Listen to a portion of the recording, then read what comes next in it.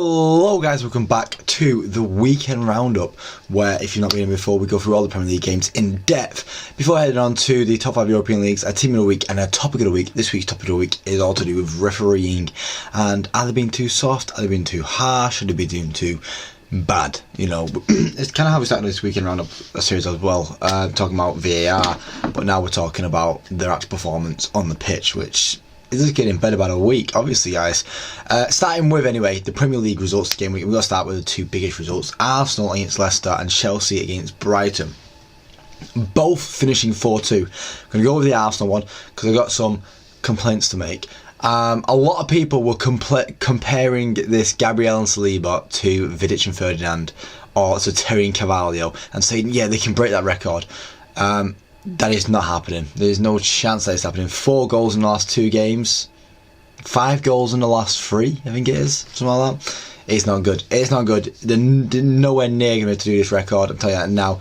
They'll be lucky to concede less than 30 goals this season. 2 goals from James Justin. 2 goals from James Justin. One of them was an amazing goal. It was an insane goal.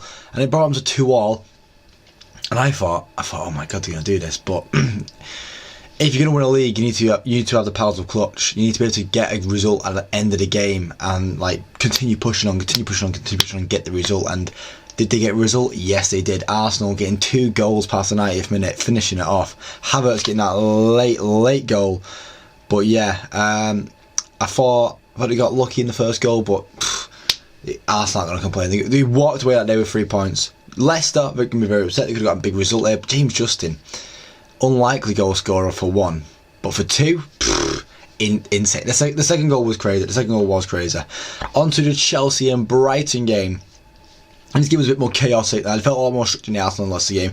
This game was a lot more chaotic because Brighton's high line got found out again and again and again, and Cole Palmer punished it. Cole Palmer could have had 7 goals that game. Jackson could have had a few. Sancho could have had a few. Mattaway could have had a few. Brighton were really lucky to get away with only a 4-2 win with all 4 goals being from Palmer. And I really like the videos going around. I'm sure a lot of you have seen it, of him doing the 1, 2, 3. And he was like, yeah, what if we do 4? And he's like, yeah.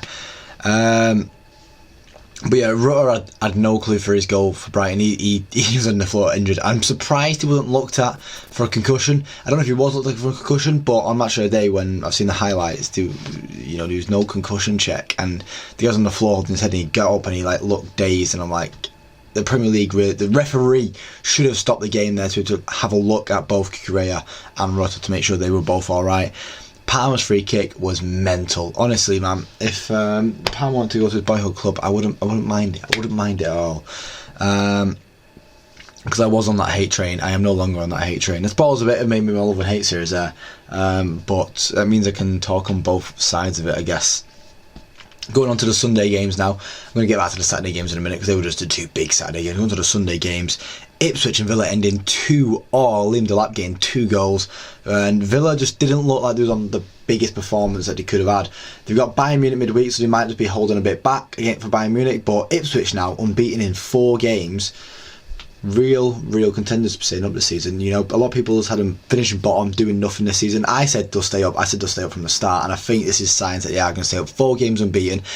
Really strong result today against Villa, and the 2 games they've lost have been against Liverpool and City. All positives, all real positives, and the win will come soon. They've got a few games where they could get that result in soon, and hopefully it does happen for him. And see Ipswich get a win and moving up the table and see what they can do in the Premier League. I'd like to see what McKenna can do in the Premier League with Ipswich. I feel my voice going. That's because I'm going to a really depressing game to talk about here.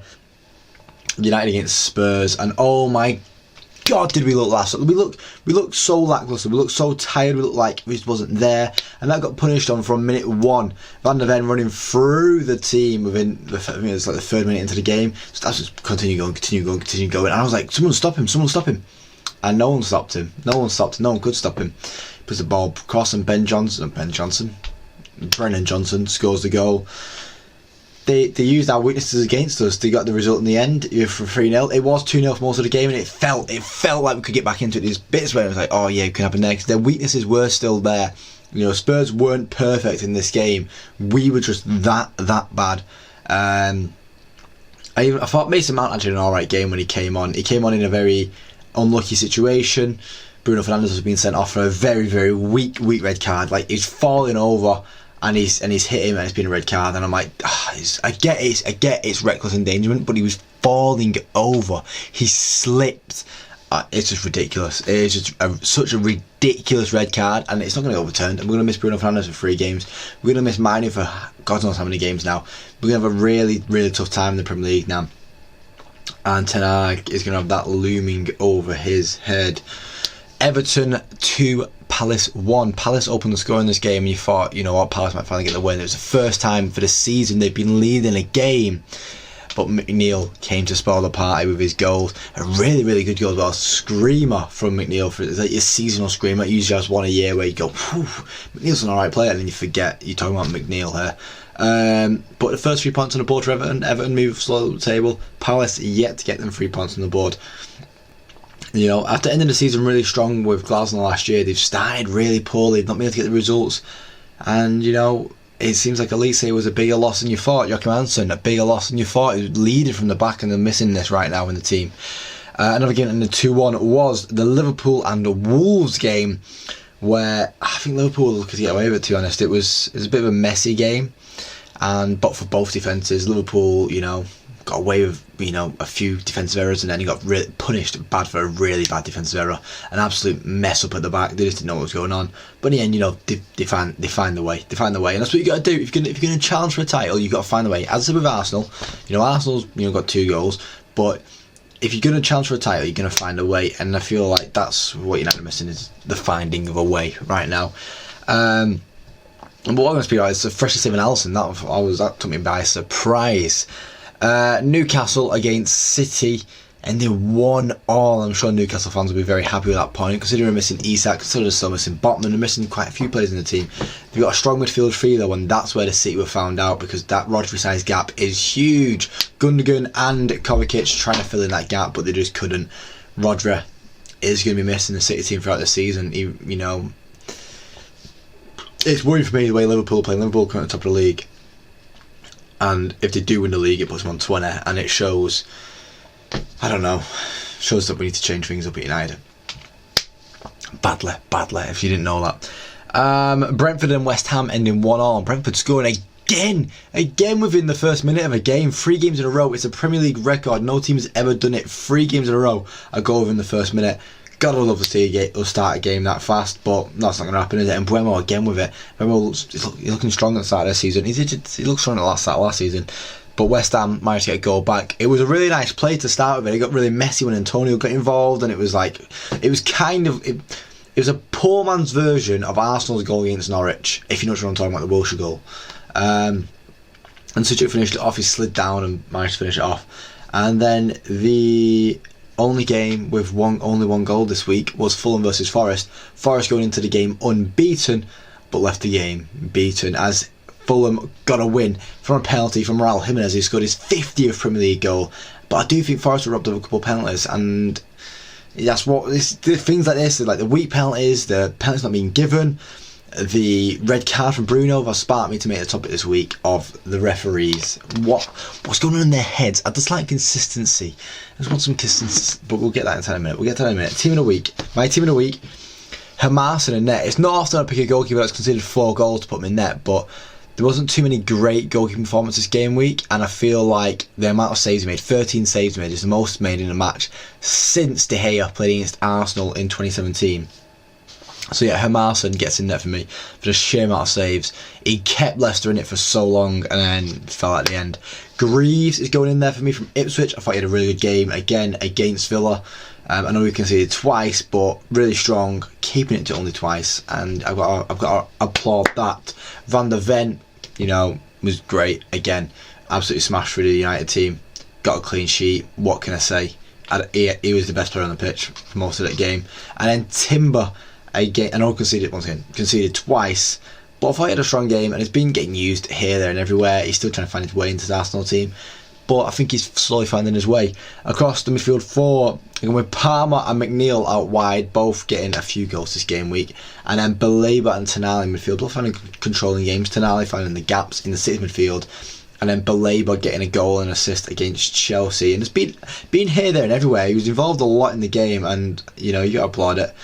And then a front three of Gordon, Delap and Johnson. Johnson getting a very important goal for Spurs, Gordon getting a very important goal for Newcastle, and Delap getting two very important goals for against Villa. Sorry, I've all got to be applauded. On to the other league talk now. In the Championship, Blackburn beating QPR 2-0, keeping them still high up in the league. Which they'll be wanting to do. They had a really poor season last year. They want to turn it around. Derby against Norwich ending 3-2 to Norwich, with Signs getting a hat trick, which is always interesting about. Wednesday beating West Brom. West Brom started the season really strong, top of the table until Wednesday. Shockingly got a result out of them. And then Plymouth beating Luton 3-1. A lot of people talk about Wayne Rooney not being able to do it, but a big result against a team that was in the Premier League last year. Rooney would be happy with that. On to La Liga, and my God, did the Madrid derby give us some talking points, starting with the abuse and the things that were hurled at Courtois. There's a bag of meat, a bag of feces was thrown onto the pitch. The game had to be halted, and in the end it ended 1-1 after Correa get a 95th minute equaliser, and then Llorente got sent off in the 98th minute in just a pure chaotic end to the game. Was actually mad. Was actually a crazy end. And then Osasuna beating Barcelona. No big talking about. Barcelona still top of the league after 7 wins in the first 8 games. But that's all it is. It's just 7 wins right now because they lose their first game of the season under Hansi Flick as well. 4-2. Lamine Yamal still getting on the score sheet. What a player he is. Definitely going to win the Copper Trophy this year. On to Ligue 1, another team that has been topping the table and has lost their first game was Marseille, who lost to Strasbourg 1-0, while PSG and Monaco continue to push on with wins in their games. And Jonathan Davis got a hat-trick against Le Havre as well. Another hat-trick on the board there for us to talk about this game week. On to the Bundesliga and the big game. This game week was Bayern Munich versus Bayer Leverkusen, and it ended 1-1. They couldn't be torn apart. They could not be torn apart, and we'll see just towards the end of the season. Bayern Munich at home, they've got to go to Leverkusen and get a result against Leverkusen now, because they're going to be 2 that are going to be challenging the most for the league this year. But Leipzig and Dortmund are going to be far behind, both scoring 4 goals this game week. Leipzig doing it with a lot, smooth fashion as they won 4-0. Another team that scored 4 goals was Bremen, who scored 4 against Hoffenheim, as Hoffenheim scored 3. Another big result in the Hoffenheim games. Hoffenheim games are the ones to watch this year, I'm telling you now, people. Hoffenheim games are the ones to watch. There have been goals in them all year round.